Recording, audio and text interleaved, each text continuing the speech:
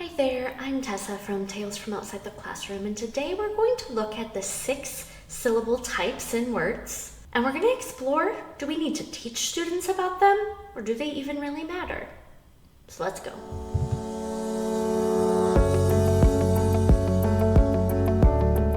So let's start by defining each of the 6 syllable types. Because every syllable has a vowel sound, the syllable types are defined by that location or spelling of that vowel sound. So let's take a look at the most common syllable types. First are closed syllable words. A closed syllable word, or closed syllable, ends in a consonant and has a short vowel sound. Those CVC words that we have students read first are all closed syllables. Cat, dog, lip are all closed syllables. It's important to note that syllables don't have to end in a singular consonant in order to be closed.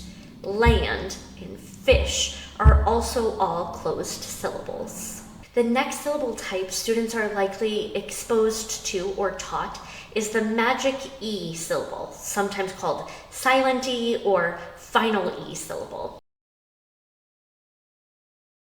These syllables have the vowel consonant E pattern that frequently make a vowel long.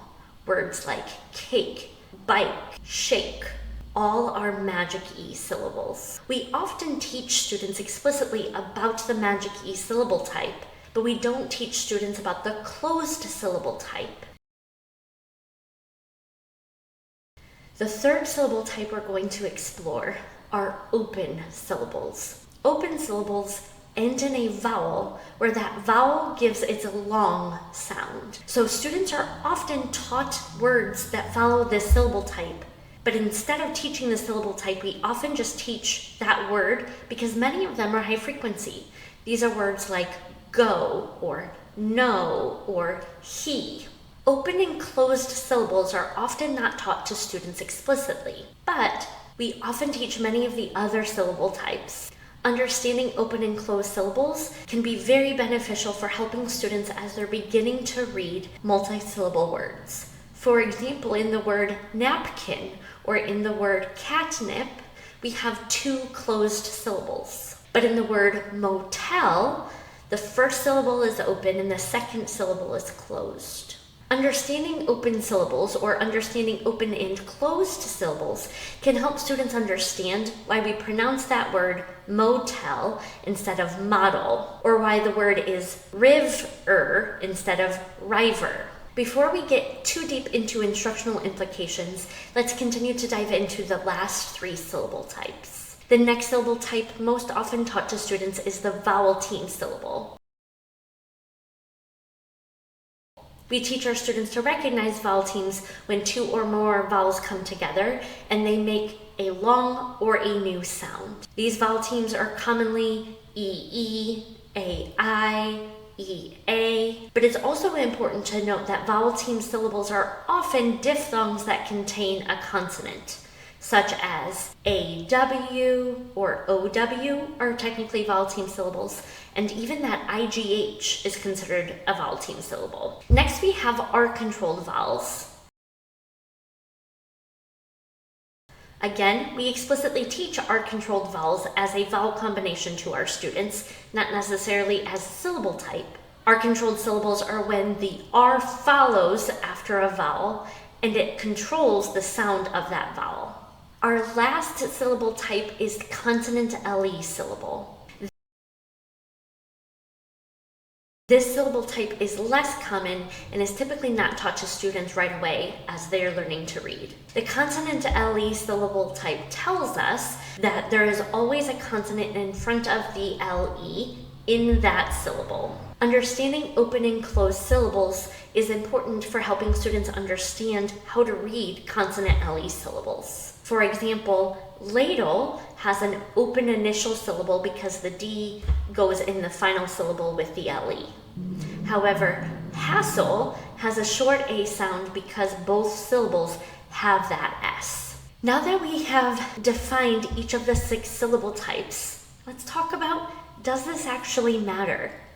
At this point, there is not clear and specific research that says that we must teach students each of the 6 syllable types. It is my personal opinion that it's worthwhile to go ahead and teach them to our kids. The Magic E syllable, vowel team syllable, art-controlled syllable are already taught because we use those terms as we teach the phonics skill. Often the consonant LE syllable is also taught as we have students practice working with words with those syllables. The only terms that aren't as frequently taught are open and closed syllables, and I think they can make a difference for students, especially our students who need more support in learning how to read. We teach students how to read words like cat and words like go, and it can be very helpful for them to understand why the A in cat is short but the O in go is long. When we are teaching our students those words, it's easy to take that opportunity to identify those words as open and closed. When students are trying to read multisyllable words, understanding those syllable types can help them as they work to sound those words out. However, and I think most important, students should know that the way we read syllables isn't an exact science.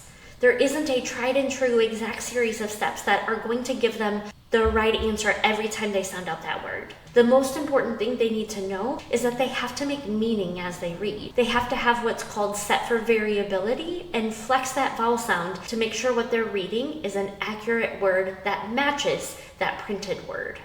While I think it's important that we teach students the syllable types and walk them through syllable division as they're working with multisyllable words, I don't think it's worthwhile to quiz students on the syllable types or make sure they're identifying syllable types as they read. Rather, I think it's helpful for them to look for patterns and consistencies as they try to break words into syllables and connect it with things they already know. Finally, schwa throws a large wrench into any work students are doing with sounding out multisyllable words. As I mentioned before, it's important that students work on being flexible as they sound out words, rather than trying to stick 100% with a specific rule. Interested in the steps I have my students take to work on sounding out multisyllable words? I'm happy to share them, just let me know below. What are some other reasons we likely should not teach students syllable types? Well, there's a whole lot to remember. Students that are struggling with learning to read struggle to retain all of that information we want them to remember. If they didn't, they would already be readers. When we make it more complicated, when we give them a whole lot of rules to try to remember and apply, we're making it more difficult for them. If students already have low working memory, we're making it more complex. As I mentioned before, that schwa also makes things more complex. While we can teach students about the schwa and what it looks like in words, at the end of the day, they have to be able to independently apply that flexed vowel as they read. And that means the strategies we've taught them are not going to be consistent 100% of the time. With all that said, I'm going to continue to teach the syllable types with my students and practice together decoding multisyllable words as 3rd graders into their syllables based on their patterns. I have found results with my students who need support in decoding multisyllable words following that process. However, I don't think it's worth our time to make sure students can identify each and every single syllable by its syllable type. I'd love to hear your feelings on it below. Till next time.